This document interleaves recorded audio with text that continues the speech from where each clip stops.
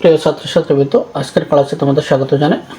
আজকে আমরা শিখব নবম দশম শ্রেণীর গণিতের পরিসংখ্যান অধ্যায়ের সংক্ষিপ্ত পদ্ধতিতে কীভাবে গড় নির্ণয় করতে হয়।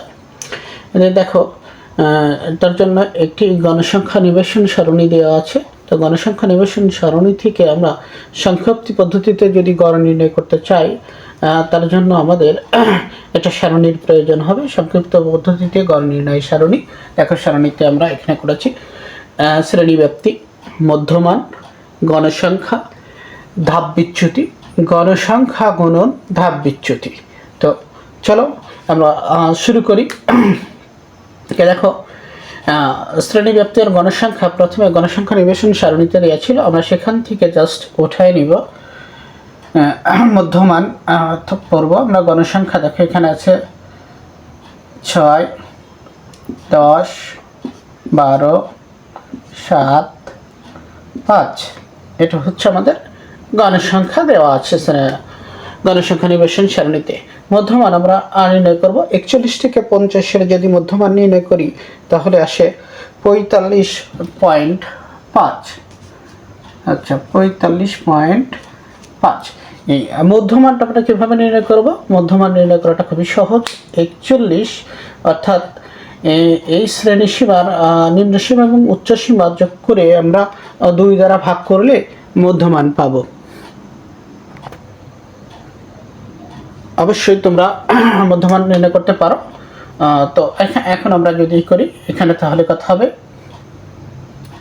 55.5, এখানে 65.5, এখানে 75.5, এখানে 85.5।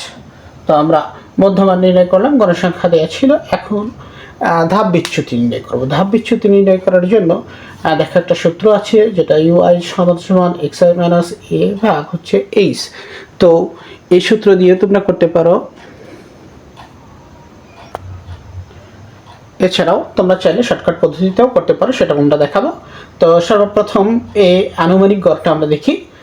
তো এখানে আমরা 65.5কে আমরা আনুমানিক গড় ধরে নিচ্ছি। তাহলে আনুমানিক গড় সোজা আমরা ধরব 0, যদি আমরা শর্টকাট পদ্ধতিতে করি। এরপরে উপরে যত যাবে -1, -2, এখানে 1, এখানে 2।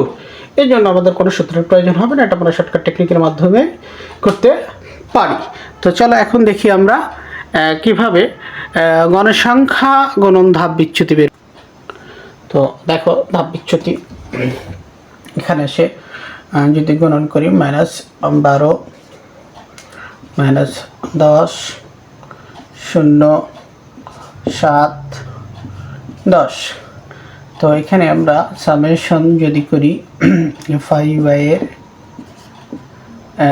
এটা সমান কত আসবে? দেখো, -22 আর হচ্ছে +17 আছে, তাহলে আসবে হচ্ছে -5।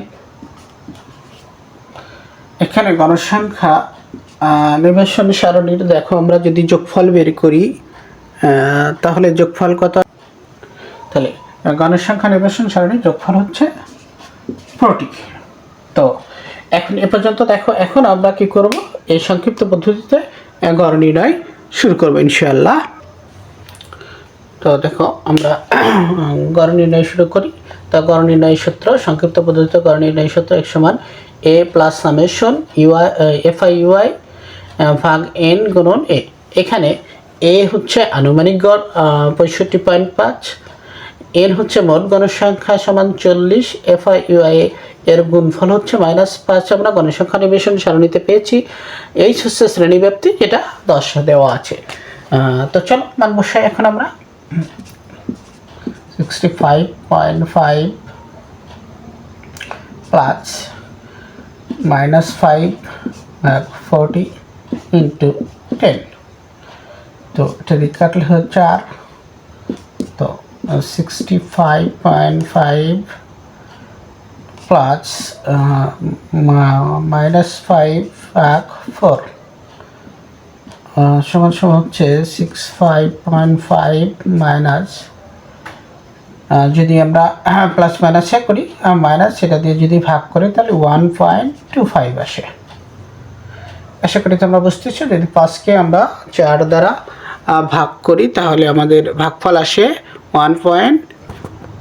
তো এখন 1.25 অর্থাৎ 1.25 যদি বাদ দিই তাহলে আমাদের আসে হচ্ছে 64.25, এটা আনসার।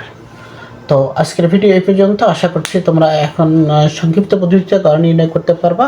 যদি কোনো প্রশ্ন থাকে, কোনো সমস্যা থাকে বুঝতে, তাহলে আমাকে অবশ্যই কমেন্ট করতে পারো। ভিডিওটি পছন্দ হলে লাইক, কমেন্ট এবং শেয়ার করতে ভুলো না। আল্লাহ হাফিজ।